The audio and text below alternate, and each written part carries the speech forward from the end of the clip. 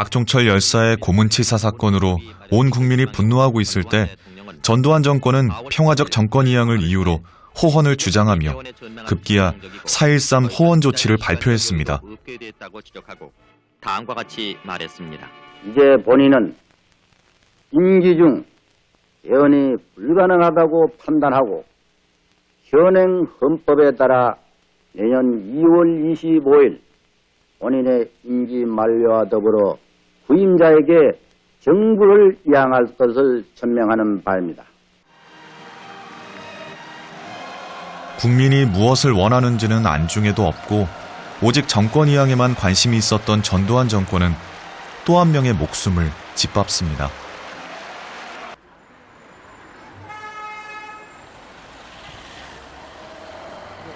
이곳은 이한열 열사의 어머니가 국가에서 받은 배상금을 쓰지 않고 내놓아 만들어진 이한열 기념관입니다. 4층에는 이한열 열사의 특별 전시회가 열리고 있었고 아래층에는 특별한 행사가 있었습니다. 우동이 학생. 예. 장학증서 성명 우동희 동국대학교 교육학과 3학년.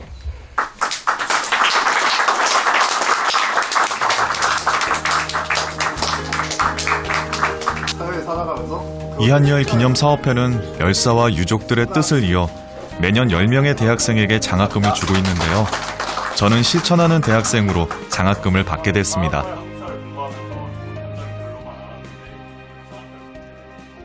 그래서 이제 형이 운동을 설마 안 할 거야라고 굳게 믿고 고3을 지냈습니다. 그런데 형이 와서 넌지시 물어봤어요. 왜 이렇게 폭력 시위를 하냐고. 그랬더니 뭐라 논리정연하게 얘기를 하는데 그 내용은 들리지 않고 형 데모하는구나.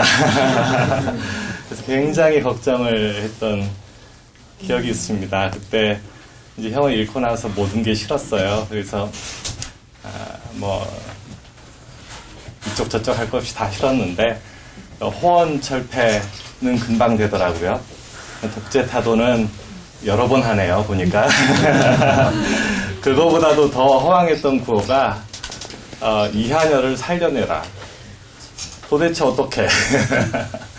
아니, 구호도 좋지만 어떻게? 라는 의문을 저는 30년 동안 찾아왔습니다.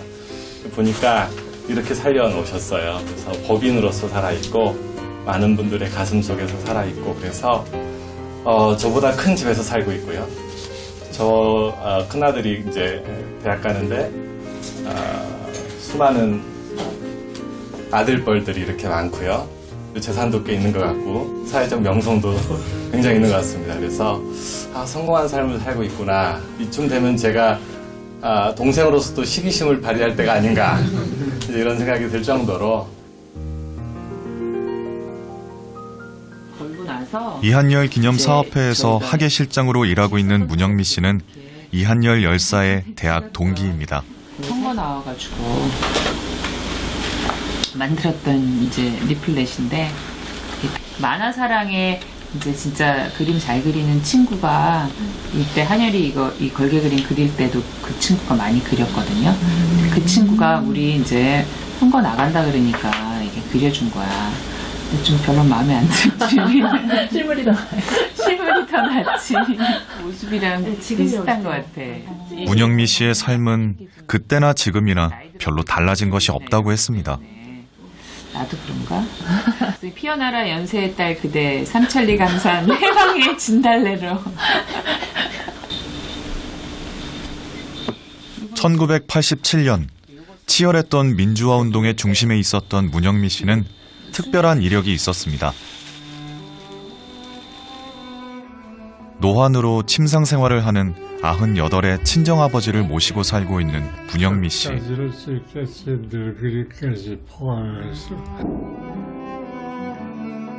문영미 씨의 아버지는 민주화 운동의 살아있는 전설로 불리는 문동환 목사입니다. 또 늦봄 문익환 목사의 조카이기도 하죠. 온 가족이 대한민국 민주화 운동을 이끈 대표적인 선구자들이었습니다. 문영미 씨는 우리에게 좀 더 특별한 것을 보여주겠다고 했습니다. 이게 이제 그 이한열 열사가 최루탄에 맞아서 쓰러지기 바로 직전 한 5분이나 이렇게 전일까요? 여기 바로 이렇게 여기 플랜카드 뒤에서 지금 이렇게 날아오는 최루탄 막 피하면서 이렇게 웅크리고 있는 모습이 너무 생생하게 잡혀 있어요. 여기 이렇게 안경 쓰고 앞에 이제 마스크 하고 이렇게 여기 최루탄이 여기 펑 터졌고 여기도 또 날라오고 있고 여기 바로 날라오고 있고. 네, 이게 1988년도에 그 여름호로 나온 건데요. 아시다시피 그때 이제 88 올림픽 앞두고 있어가지고 한국 특집을 이제 기획을 한 거예요. 내셔널 지오그래피에서. 굉장히 이거 외에도 흥미로운 사진이 많은데 그때 한국의 어떤 이분은 이제 우연히 왔다가 이렇게 이 장면을 포착을 하신 거죠. 내셔널 지오그래픽 사진기자 네이선 벤이 지난해 공개한 사진입니다. 정태영 선생님이 찍은 사진을 이제 모티브로 해서 이렇게 찍어낸 파나입니다. 컬러 사진으로 돌아온 역사의 한 장면. 피 흘리며 쓰러지는 이한열 열사와 노란 헬멧을 쓰고 촬영하는 기자의 모습이 생생하게 담겨 있습니다. 화단 옆에 쪼그리고 앉아 찍은 사진이 바로 이 사진인데요. 이 사진은 국내 언론은 물론 해외 언론까지 전해지며 대한민국 역사를 바꾼 사진이 되었습니다.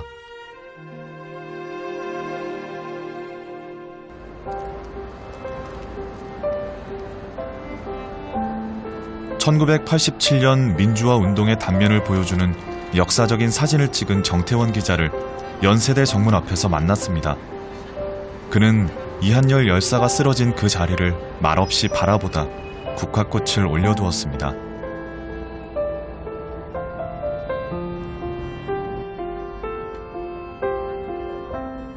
지금 여기가 많이 변했어요. 근데 이게 어떻게 됐냐면 여기가 이쪽 안에 이제 보도가 있었고 이제 이렇게 나무가 있었고 여기서 와 들어왔을 거 아니에요? 그러는데 이제 여기서 보니까 이쯤에서 이렇게 돌아가면서 손이 뒤로 갔어요. 이게 이 체류탄이 이렇게 날라와서 맞으니까 그 다음 쓰러지고 나는 이제 내 그때 위치가 이쯤 돼요. 따로 돌아가서 이쯤에서 이렇게 이제 여기에서 카메라 가지고 계속 촬영을 했고. 최루탄이 날아오는 공포스러운 상황에서도 사진을 찍었다는 정태원 기자. 30년이라는 시간이 지나 백발이 무성해졌지만 그때 그 상황은 아직도 눈에 선하다는데요. 한 학생이 와서 부축해서 일으키는 장면, 그 다음에 혼자서 무거우니까 놓고 들어가는 다른 학생들 3명이 와가지고 밀고 저 세브란스로 그냥 바로 갔어요. 병원에 연락을 하니까 그때가 한 6시쯤 됐어요. 전부 다 준비해가지고. 그래서 전화를 하니까 의사가, 그 치료하는 의사가 뇌사라고 그러더라고. 그래서 우리는 학생이 죽은 걸로 기사가 나갔어요. 그때 한 6시에. 전 세계 타진이 그 한열이가 뇌사다라고 하고 타진된 게 그날 9일날 6시, 오후 6시에.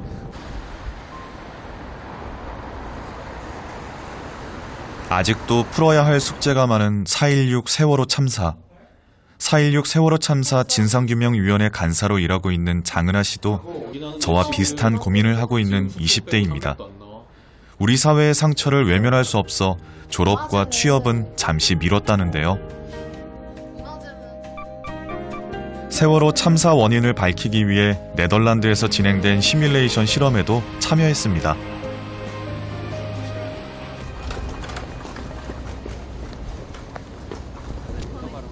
장은하 씨도 영화 1987을 보고 당시를 되짚고 있었는데요.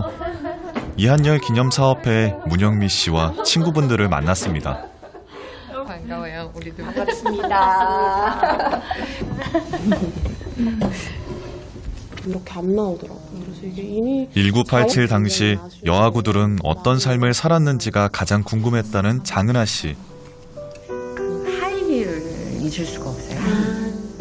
교문 투쟁이라 그러잖아요. 교문에서 딱 일전이 끝나고 나면 정말 하이힐이 쌓여 있었어요. 이렇게 높은 신발을 신는 친구들은 일반 여학생들이고 3년. 그러니까 오히려 이제 저희 같이 자료에도 나오고 이런 사람들보다 그분들은 기억할 거 아니야. 자기가 하이힐을 신고 그리고 신발을 잃어버렸잖아.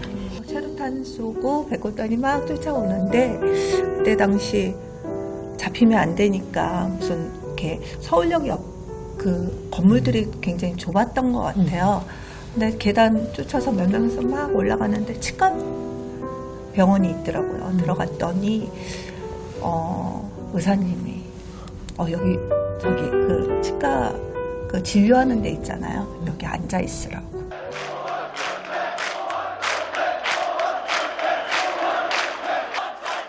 남학생, 여학생 할 것 없이 독재 타도와 호언 철폐를 외치며 거리로 나갔다는데요.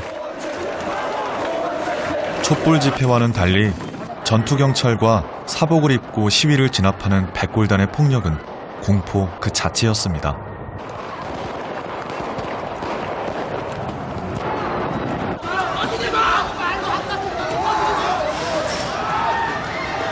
세상에 만화사랑의 조기.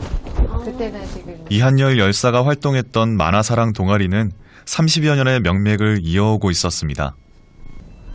한열이 어쨌든 쓰러지고 만화사랑 친구들은 정말 낮밤이 없이 끝까지 그렇게 많이 움직여왔고 마음고생 굉장히 심했기 때문에 지금도 나서서 말하지 못하는 우리가 만사 이렇게 불러요. 네, 만사라고 불렀고 아마 87년도 그 해에 생겼던 것 같아요. 제가 기억하기로는.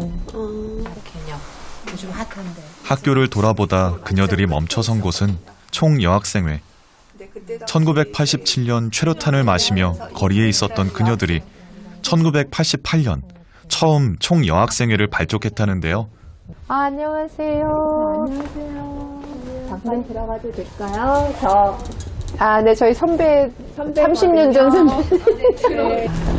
혹시 총여학생회장?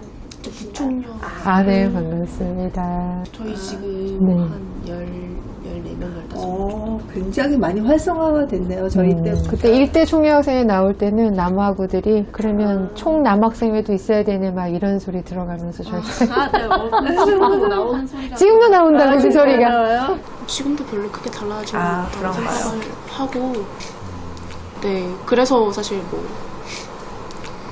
남성 대표자들 위주로 남성 중심의 운동들이 많이 진행이 되잖아요. 그렇기 때문에 아시겠지만 서울에 총여학생을 존중하는 곳도 별로 없고. 몇 개쯤돼요? 지금 사실 다른 학교들에도 다 이제 제도적으로는 마련이 되어 있긴 한데 지금 제가 알기로는 지금 저희 연세대학교랑 동국대학교 정도로 알고 있고요.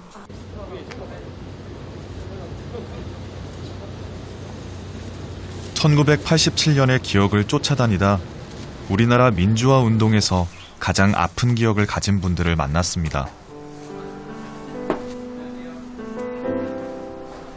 금이야 오기야 키운 아들, 딸들을 잃고 눈물 마를 날이 없다는 민주 열사들의 유가족들인데요. 먼저 간 자식들의 뜻을 이어가며 살고 있습니다. 저는 우동희예요. 우동희. 예. 전 장은하입니다. 장은하. 그래서 항시 열심히 해라. 가슴에 묻은 아들이 유난히 눈에 밟혀 힘든 시간을 보내고 있다고 했습니다. 그래야 밥 먹고 산다. 밥숟가락 반, 눈물 반. 그 제목 1987만 나오면 그런다 내가 요새. 그래서 나는 못 살겠어. 그래서 좀 안 보려고 해도 어쩌다가 이렇게 한번 보면 또 있고 또 어디 좀 피해 갖고 요리 오면 또 나와 있고 아이고 나 못 살겠다 그래. 오늘 아침에도 그것만 제목만 봐도 눈물 반 밥 반 군단 말이다. 그러니 어떻게 살겠냐. 그래서 죽겠다. 어디가 있냐 지금. 봐야지. 그렇지만 20대들이 이렇게 관심을 가져주니 마냥 싫지만은 않다고 했습니다. 인혁당 사건부터 1970년 노동운동을 하다 분신하신 전태일 열사, 박종철, 이한열 열사 외에도 1997년 한총련까지 학생운동, 노동운동을 하다 희생된 100여 명의 민주 열사들이 있었습니다. 다른 애들은 다 데모해도 내 자식은 데모 안 하기를 바라는 마음이 있으셨잖아요. 네, 그랬잖아요. 부모는 다 그렇죠. 아침마다 해도 뒤에서 서라겠죠. 연세대 정문이 막 체육관 저기 푹하게 텔레비 나와요. 광주에서 보면은. 그러면 전화로 학교 정문에 또 체류탄이 또 막 오고 푹하게 막 또 쏜 것도 보이고 막 그래요. 아침으로 보면은. 그만 하나 그냥 뭐 못 오게 온다고 안 올 거예요. 남자가 안 오면 못 쓰고 뒤에서 해. 뒤에서 전화로 이제 몇 번 하니까 얘가 성질을 낸 거예요. 아따 엄마 아들을 믿으란 거예요. 그래 겁이 나가고 아이고 아들 믿어야지. 그러면 내 아들 엄마가 믿지. 그러고 며칠 안 있다 저러고 내버렸네. 전화가 와서 받으니까 어머니 나 저기 노조 위원장이 됐대. 아주 그러면서 기분이 좋아서 그냥 그 위원장이 대단한 거나 된 거 뭐냐 그러고 그게 기분이 좋게 그냥 전화를 했더라고. 그래서 근데 뭐 이 엄마는 노조 위원장이 뭔가도 모르죠. 뭐 그런 걸 모르니까 들은 것도 못하고 보도 못하고 그러는데 그랬다고 그래요. 그래서 그랬더니만은 거기서 뭐 분신하고서 죽어버렸지. 우리 윤기 그냥 그 자리에서 죽어서 가서 얼굴도 못 봤어. 얼굴도 못 보고 다 장례식을 21일 만에 하는데 입간해놓고 여기만 조금 보여주더라고. 다 너무 많이 그냥 타서 그렇게 해서 얼굴도 그냥 제대로 못 보고 내가 기절을 한 바람에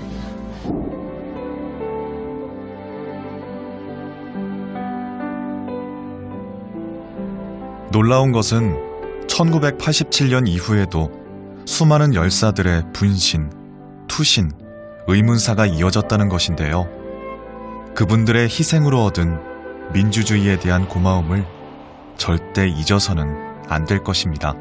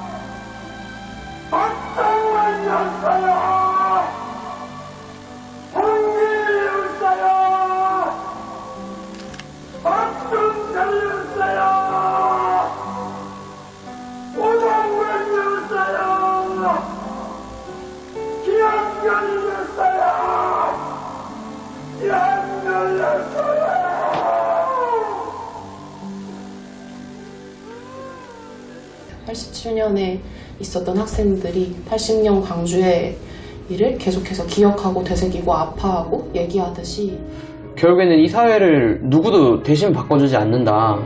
이제 그런 류의 자각이 필요하다고 생각해요.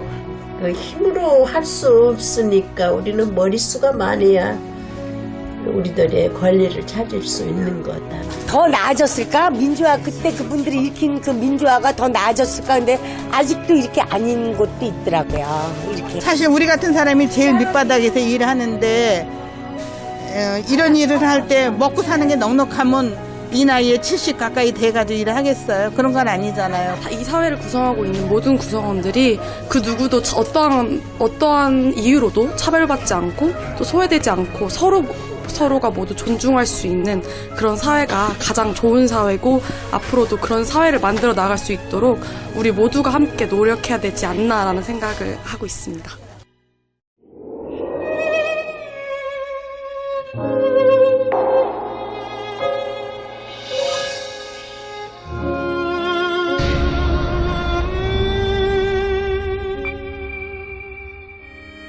한 번도 해방된 나라로 돌아오지 못하셨습니다.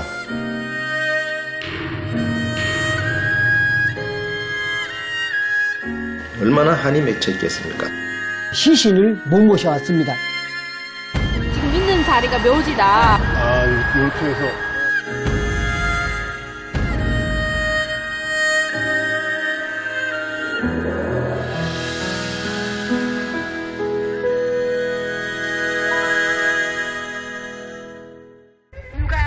우리 한이 데려갔냐? 하늘이 많은 놈의 자식을 누가 데려갔냐? 누가 우리 한이를 데려갔냐? 우리 사람을 이렇게 만들어 놓고 어디 갔냐? 내 자식 죽인 놈 어디 갔냐? 어디 갔냐? 대답 좀 해봐라.